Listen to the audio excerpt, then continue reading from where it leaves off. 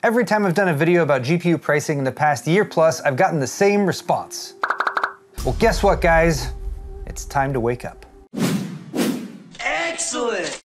Today's video was brought to you by the new Lightwings fans from Be Quiet, which combine legendary near-silent operation with optimal performance and, of course, RGB lighting. Control the look of your PC with up to 20 addressable LEDs per fan, and choose from standard PWM for airflow or PWM high speed for use with radiators and heat sinks. They're available in 120mm and 140mm sizes and suitable for any build in need of a functional and tasteful RGB upgrade. So for more on the new Lightwings fans from Be Quiet, click the sponsor link in the video description. So this is my monthly deals, monthly builds, and GPU pricing video for May 2022. Things have been a little weird with my schedule recently, so I decided I would just combine them all in the same video. To quickly sum up, I've been doing monthly builds for years now. It's my regular series where I help people who are trying to build a new computer out by helping them choose the parts that they might need. Not everyone is immersed in the world of PC technology, so I use my knowledge of what's good, what's fast, what's competitively priced, and give you guys some parts lists at the beginning of every month. That's been a little bit harder to do over the past couple years though because of the GPU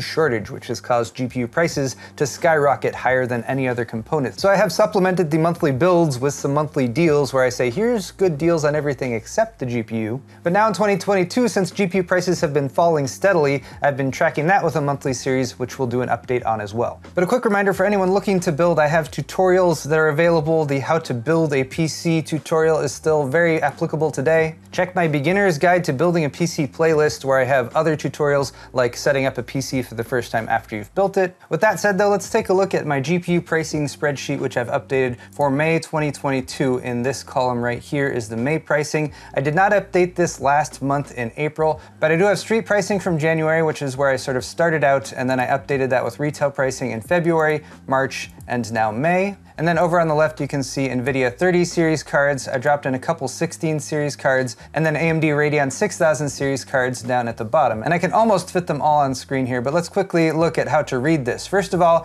these are the January markups that we were looking at. That's the price over MSRP that you would have had to pay for these cards back in January. And here in line M, you can see the markups that you're looking at right now. They're significantly less than they used to be, thank goodness. We also have these three columns, which is the change from January to May, from February to May, from March to May. So you can see that even between March and now, we've still had prices continuing to drop. But the big news is that there is some green over here on this price versus MSRP section. And yes, even though it's the 3080 Ti, which came out much later than the other 30 series cards, so it launched with a pretty inflated price of $1,200 MSRP over the $700 MSRP of the 3080, but you can find them at retail for $1,150 now, and that is about 4.17% below MSRP. So yes, even though the MSRP for many of the other NVIDIA cards is still in the red and we're still looking at markups of 16 to 40%, we're beginning to see more and more cards drop down into a price range that seems pretty reasonable, and this is the Gigabyte Eagle card that was selling for $1,150. And just FYI, Newegg is what I'm using for this pricing information. The lowest card that's available for sale at retail, shipped and sold by Newegg, and here is a quick word of warning. Remember that Newegg, Amazon, and many other websites have marketplace sellers. So as soon as Newegg sells out of their inventory, and they actually brought this down to $1,430 plus $10 shipping, so that brings it, that's even, a lot of these cards have gone down just since yesterday when I started researching this video. But be forewarned that some third-party sellers like Vuyit will jump in and try to like look like they're offering the same price, but they'll tack on $50 for shipping, and you should also pay attention to where it ships from, Hong Kong, which means you're going to be waiting anywhere from 4 days to 3 weeks to get that card. That said, if we scroll down to the Radeon section, we see a lot more favorable numbers over here in the price versus MSRP section. Apart from the 6800 XT and 6800, we're looking at below MSRP for some cards like the 6900 XT and the 6600, equivalent MSRP for the 6500 XT, and a couple other good options in the mid-range here that are only 2 to 5% marked up with the 6600 XT and 6700 XT. Do bear in mind that the 6950 XT, the 6750 XT, and the 6650 XT just recently launched. I didn't put those on the charts here, but I did note them, like the 6950 XT is $1,100, but that's quite a significant markup when you can get the standard 6900 XT for $950. The 6750 XT is $560, that's MSRP plus $10 shipping, but you can get the 67 non-50 XT for $500. And the 6650 XT is selling for $410, but it only marginally outperforms the 6600 XT, which you can currently find for $390. Oh, and here, this is why I reality check. I've just refreshed the 6600 XT on Newegg, and we now have a couple models going for $380, an XFX and an ASUS. I will update my numbers here, and oh, guess what 380 is? 380 is the card's MSRP. That's a reason to celebrate in this strange world that we live in. But let's quickly just run down some of the highlights here. Again, the 3080 Ti going for $1150 is below MSRP, and the only NVIDIA card that can claim that. The 3080 is still marked up by about $150 to $160, although it is significantly down from the 3080 Ti. I think the 3070 Ti is the best bang for the buck in terms of the mid-range to high-end cards at $700. It is technically the MSRP of the RTX 3080, and it is still $100 over its $600 MSRP itself, but that's a 16.6% markup, so I do have a couple of these cards listed in the video description. I don't think it's worth it to go for a 3070 right now, and when you get down to the 3060 Ti, you will find that there are more compelling options. For example, the 6700 XT, I would totally get over the 3060 Ti, especially since it's $60 cheaper. Likewise, as we run down the stack, I'd really like to see the NVIDIA cards drop in price a bit more. I'd like to see less red in this column over here. And I think if we as consumers continue to focus on the more compelling bargains that AMD is offering right now, NVIDIA will have no choice but to follow suit and drop some of these prices too. I did simplify the chart for this month, and I removed some of the used deals out there. I did leave the 16 series on here. These are still selling, I think, for too much of a markup, $330 and $350. At that point, you'd be better off going with an RTX 3050 or not. Don't get the 3050. You should actually go for an RX 6600 for $300, which will totally spank an RTX 3050 in terms of performance. And again, you're paying $300, which is $30 less than the MSRP of $330. If you are looking for a decent step up in performance though from the 6600, keep your eye on the 6600 XT and the 6650 XT. For around $380 to $400, that's a nice bump up in performance. It is again right around the MSRP, which is right around where it's supposed to be. And I guess I could note that the 6500 XT is currently available for $200, and even some for a little bit less than that if you count mail and rebates. But this card just has so many shortcomings to it. I would say save a little bit more money, opt for an RX 6600, because yeah, like here's the XFX Speedster Swift 6600 8GB selling for $300. No mail-in rebate or anything like that required. This is being sold by the XFX official store, so note that you'll need to purchase it there rather than from Newegg. Newegg still has it listed for $330. And one other thing to warn is that there are some RX 6600 Lite editions. You can see that listed right here. This one would be $330, so not the most compelling deal right out of the gate. But the Lite edition cards only have 2 monitor outputs, one HDMI and one DisplayPort, so that might be a serious shortcoming for some people. Just keep an eye out for those cards. That's one of the shortcomings of the 6500 XT, and one of the reasons we've often recommended against it. So thanks to those GPU prices continuing to drop, as well as some other components that have also come down in price, we now have a couple really solid mid-range gaming PC recommendations for about $850 to $900, and I'm going to run through those next. The first is an Intel build based on the 12400 with the RX 6600 for the GPU, and the rest of the components you can see here, and the total price for all those is about $852. Or you can swap that over to a very similarly spec'd AMD build with a Ryzen 5 5600, which you can get for $185. Total on this build is $833, so it's about $20 less. And as you can see, uses many of the same components. So next I'm gonna go over these parts as well as some alternative components to help you figure out whether you wanna just use my parts lists as is or swap in some components here and there to get more SSD storage or a little bit more performance. So for starters, let's look at the core components. That's your CPU and your motherboard, and then a little bit by extension, your memory. For the AMD system, I have a Ryzen 5 5600. This is a more recently launched 6-core 12-thread processor. It's $200 on Newegg, and then there's a $15 off promo code. So that brings it down to $185. Do bear in mind that the 5600X is still available, and that has come down to $200. It's crazy that this was selling for $309 at some point. This is gonna get you a little bit more clock speed out of the box and probably a little bit more overclocking performance if that's something that you're interested in, but that may or may not be worth the extra $15 for you. Either way though, for a mid-range build, I recommend a B550 chipset motherboard, and I have a few different options here. The Gigabyte B550 Gaming XV2 is only $130. This is a really solid bang for the buck option with a nice set of features like a fixed I/O shield, 4 DIMM slots for future memory expansion. It's got a couple M.2 slots as well for your M.2 NVMe SSDs. And it even has a USB 3.2 Gen 2 front panel port, which is one of those little things that I like to have in a motherboard. We also have the ASUS Prime B660-PLUS. This one's $136, so only a few dollars more. Personally, between the two of these, I think I would opt for the Gigabyte for right now, but maybe this one matches your aesthetic color scheme of your system a little bit better. And then we've got the MSI B550-A Pro for $140. This one has a very similar layout and feature set to the Gigabyte board. It does still have that front panel USB 3.2 Gen 2 header.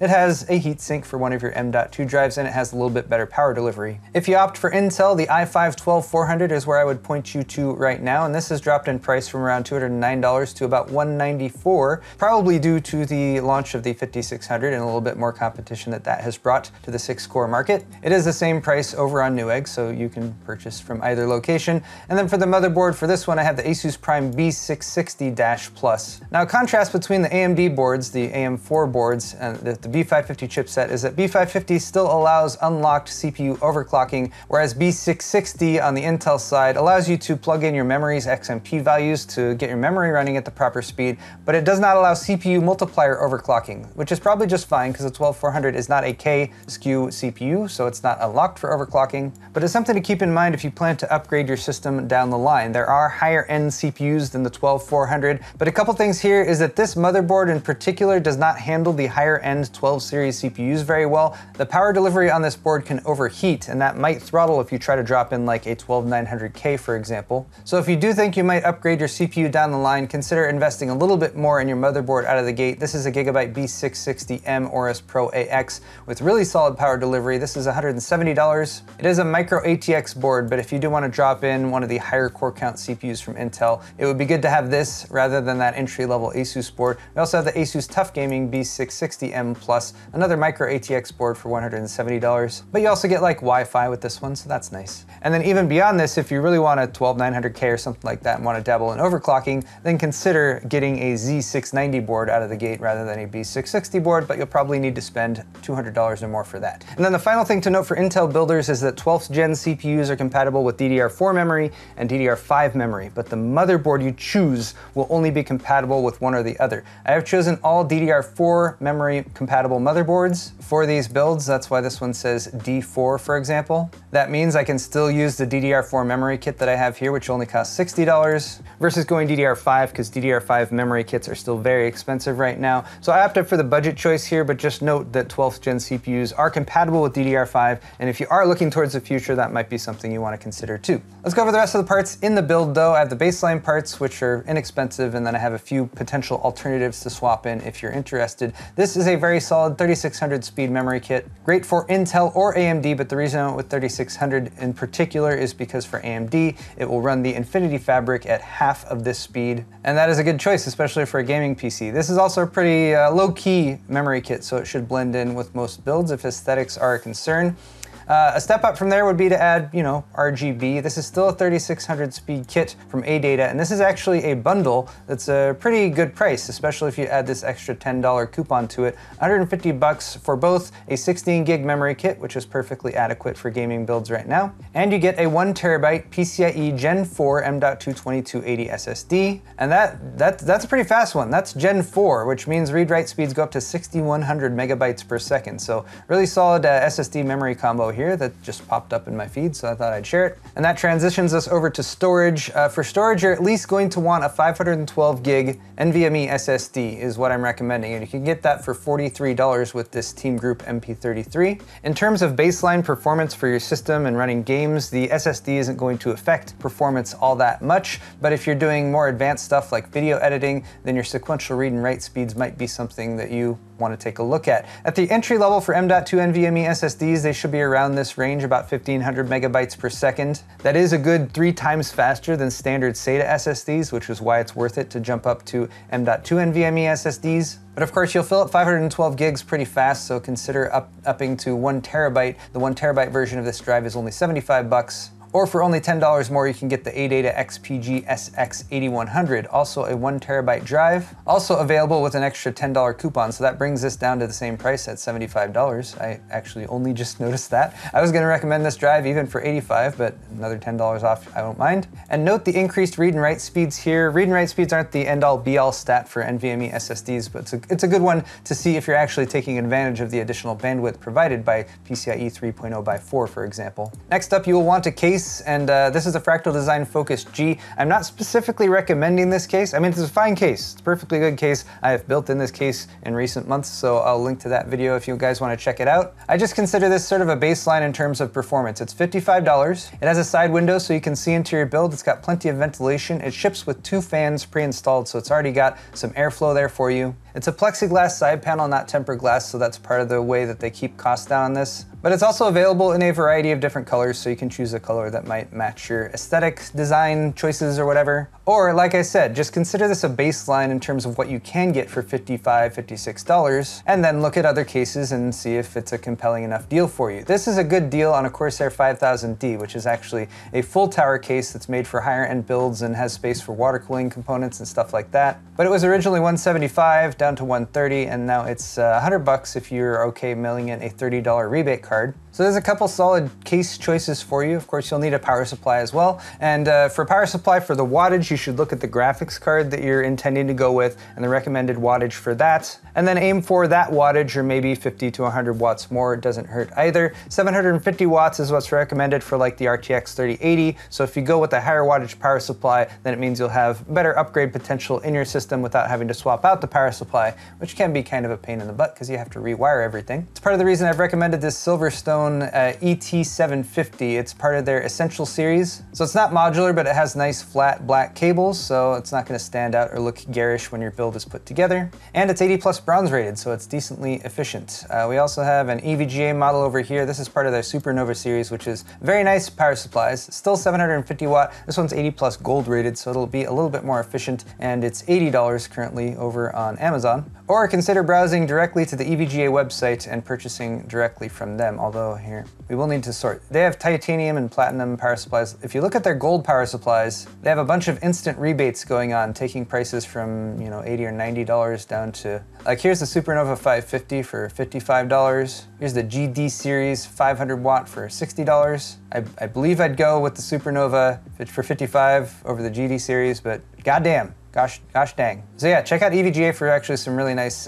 deals on some quality power supplies, 80+ gold rated, in the 55 to as much as $70, $75 range, going up to 700 watts and 750 watts. Good deals. Good deals, and EVGA, I've recommended their power supplies a lot in the past, and I will continue to do so because they manufacture quality power supplies. So that covers all the components on our 2 lists except for the graphics card. And I already talked about that when I went over the spreadsheet, but let's quickly call out some highlights, some cards that I would actually point you towards and recommend right now if somebody was like, hey Paul, I have X amount of dollars, I want a graphics card, what should I buy? Let's start with the 6500 XT. I do not recommend the 6500 XT for anyone except someone who really only has $200 exactly to spend on a graphics card. And yes, you can finally at last get this XFX model and the power color. I feel like XFX kind of went ham today listing their graphics cards for MSRP on Newegg, so I guess I kind of appreciate that. But yeah, $200 or $205 if you include the shipping cost. There's also an AMD Raise the Game bundle that's like coming soon. I don't know the exact details for that yet. But like I said, ignore the 6500 XT if you possibly can, and try your best to scrape together another $100 or so to get a 6600 8GB because it's such a big boost in base performance. And this is the $300 6600 8GB from XFX. But again, note who you are buying from, and it'll list it up here. And if we scroll down a little bit, you can see the listing here for the XFX official store, $300 plus free shipping. And this is the one we want. And do note that XFX has these available through the end of the month. So, you know, hopefully they have plenty of them. I have no idea how quickly they'll be selling. But yes, $330 is the MSRP of the 6600 8GB, so that is below MSRP. Now again, a nice step up from the 6600 non-XT is the 6600 XT, and this one again is one that has just barely slipped below MSRP. You do have to account for a $15 mail-in rebate here, but this one is $389. It brings it down to $374. MSRP is $380, so again, you've got to deal with a mail-in rebate here, but that is a much better deal than anything NVIDIA has for less than $400. Speaking of which, here's NVIDIA's closest competitor, the RTX 3060, and yes, this has come down in price a lot, being $410, but unless you like really like ray tracing, or you already have a G-Sync monitor or something like that,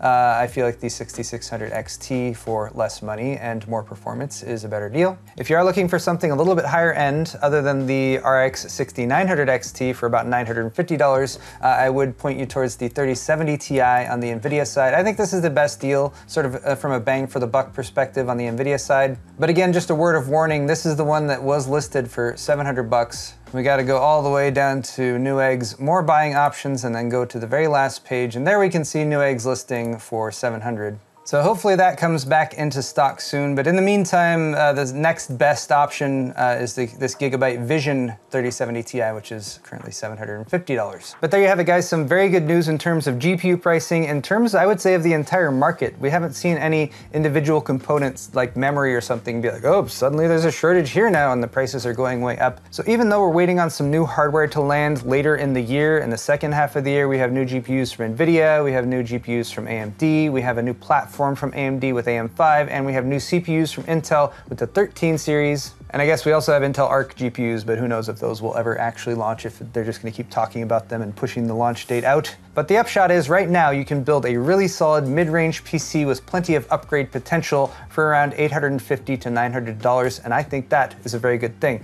I'll put links to as many of these products as I possibly can, the ones I recommend, down in the video's description. I'll also put links to my tutorial series and guides and playlists for anyone who is trying to learn how to build a PC for the first time. And yes, although I had to push it back a little bit for, again, a few different reasons that I'm not going to go into, I do have a new How to Build a PC series that I'm working on, and you can expect that at the end of May, and it'll probably overlap into June as well. If you guys would like to help support my channel, you can check out my store at paulshardware.net, where you can buy shirts, mugs, pint glasses, and all other manner of high-quality merchandise. I have some new designs coming out really soon too. And of course, if you enjoyed this video, don't forget to hit the like button on your way out, and subscribe to my channel if you'd like to see more videos on how to build PCs in the future. Thanks again for watching, guys, and we'll see you in the next video.